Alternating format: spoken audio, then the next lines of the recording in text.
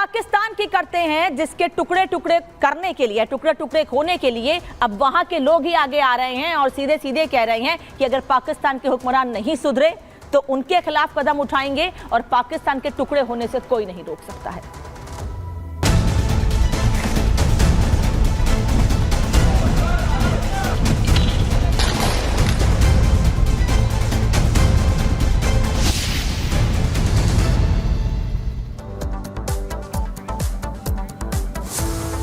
पाकिस्तान ने अपनी करनी से खुद अपने लिए गड्ढा खोद लिया है, जिसका नतीजा यह है कि एक बार फिर पाकिस्तान पर टुकड़ों में बंटने का खतरा पैदा हो गया है।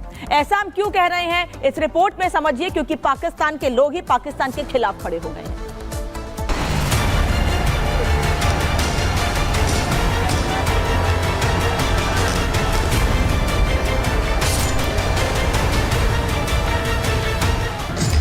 बगावत की आग, विद्रोह का आगाज।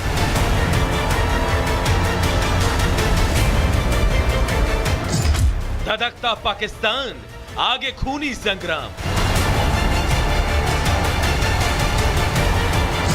भारत के खिलाफ साजिश रचते रचते आखिरकार पाकिस्तान बर्बादी के मुहाने पर पहुंच ही गया।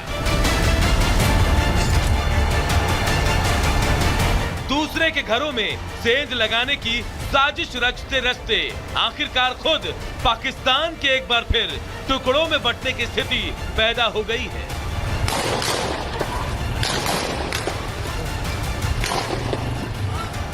हालात ऐसे बन गए हैं कि अब ना तो पाकिस्तानी पीएम शहबाज को नींद आ रही है, ना उसके याद जनरल मुनीर चैन ले पा रहे हैं। और इस बार शहबाज की नींद छीनी है खैबर पख्तूनख्वा के सीएम अली अमीन गंडापुर ने। अगर कोई गोली बरसाएगा उस पे गोली बरसाई जाएगी। अली अमीन गंडापुर के ये बगावती सुर यूं ही नहीं निकल रहे। आपको वहां के मौजूदा हालात की पूरी जानकारी दे दे, इससे पहले ये तस्वीरें देख लीजिए जो पाकिस्तान के खैबर पख्तूनख्वा से आई है। खैबर की सड़कों पर संग्राम है और पाकिस्तानी फौज सीधे वहां की जनता पर गोलियां बरसा रही है।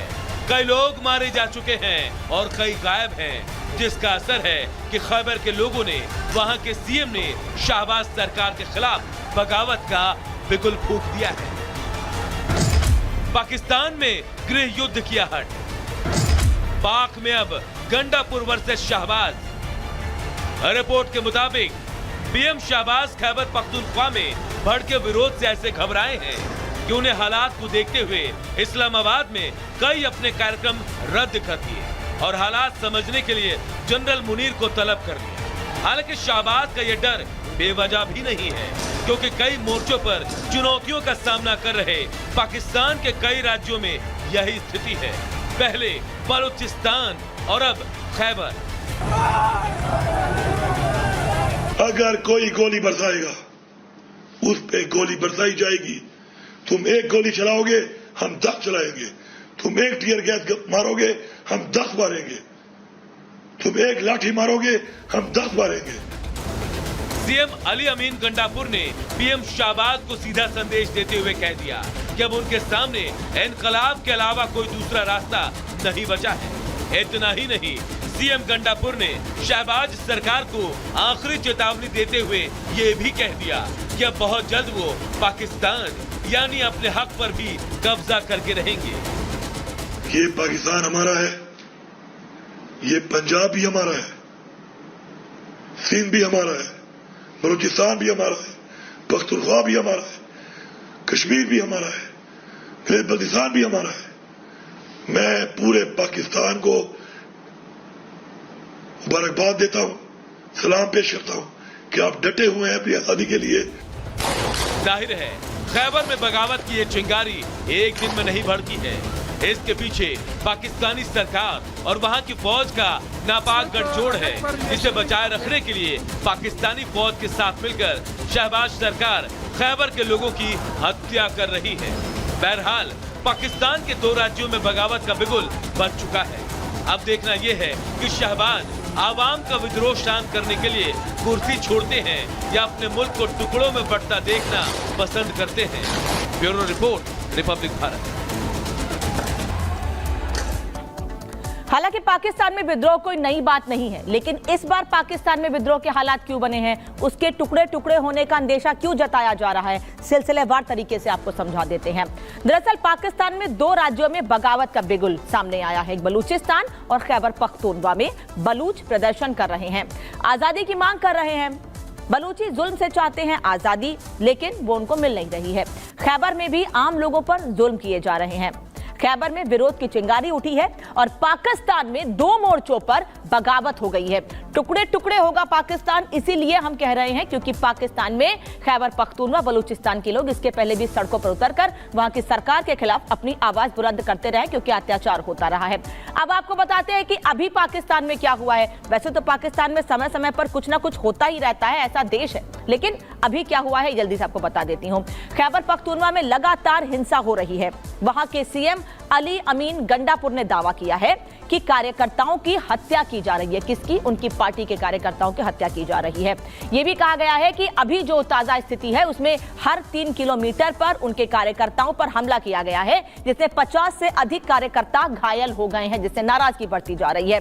इसके साथ ही अली अमीन गंडापुर ने एक वार्निंग भी दी है। वो ये कह रहे हैं कि 1 गोली का जवाब 10 गोली से देंगे। हमने उनका वीडियो भी आपको सुनाया, जो कह रहे हैं कि 1 गोली का जवाब उन लोगों को, यानी जो पाकिस्तान के हुक्मरान हैं, जो उनकी पार्टी के लोगों पर अत्याचार कर रहे हैं, उनको 1 गोली का जवाब 10 गोली से देंगे। और इसीलिए जब पाकिस्तान के हिस्से में नाराजगी सामने आ रही है, इसीलिए हम कह रहे हैं कि पाकिस्तान को टुकड़े टुकड़े होने से कोई नहीं बचा सकता है।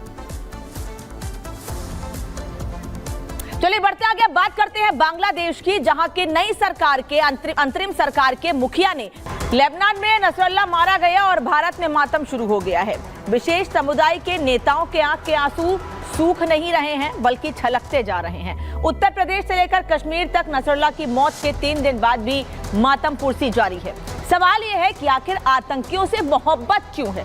क्यों आतंकियों को शहीद की तरह ट्रीट किया जा रहा है? ये सवाल सिर्फ बीजेपी नेताओं का ही नहीं है, बल्कि पूरे देश से यही सवाल उठ रहा है। नसरुल्लाह की मौत के बाद देश में चल क्या रहा है आखिर, और ये कितना जायज है कि सड़कों पर उतरेंगे लोग, प्रदर्शन करेंगे, नाराजगी इसलिए कि एक आतंकी को मार दिया गया है। इसकी शुरुआत कश्मीर से हुई थी, शुरुआत पीडीपी की चीफ से हुई थी, जिन्होंने सीधे सीधे ये कहा था कि वो अपना कार्यक्रम रद्द कर रही हैं उन शहीदों को श्रद्धांजलि अर्पित करने के लिए जो युद्ध में मारे गए हैं, जिसमें नसरुल्लाह का नाम प्रमुख तौर पर था। लेकिन देश भर में कैसे उसके बाद प्रदर्शन शुरू हो गए हैं और आज भी तैयारी है प्रदर्शन के सड़कों पर उतरने की, इस रिपोर्ट में देखिए।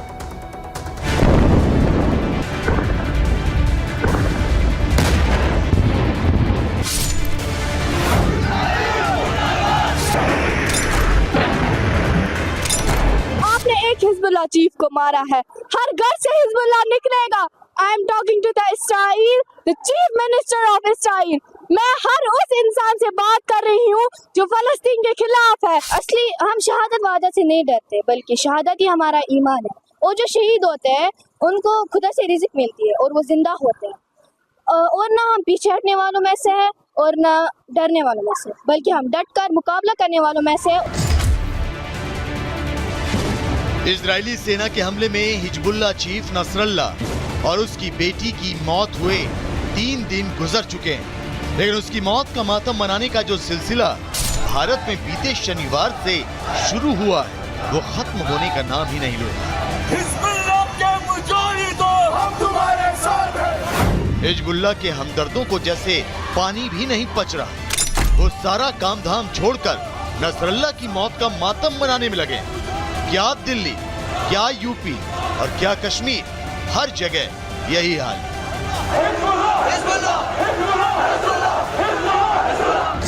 हिजबुल्लाह के कितने हिमायती, हिजबुल्लाह के मुजाहिदों, हम तुम्हारे साथ हैं। भारत में नसरल्लाह के कितने हमदर्द,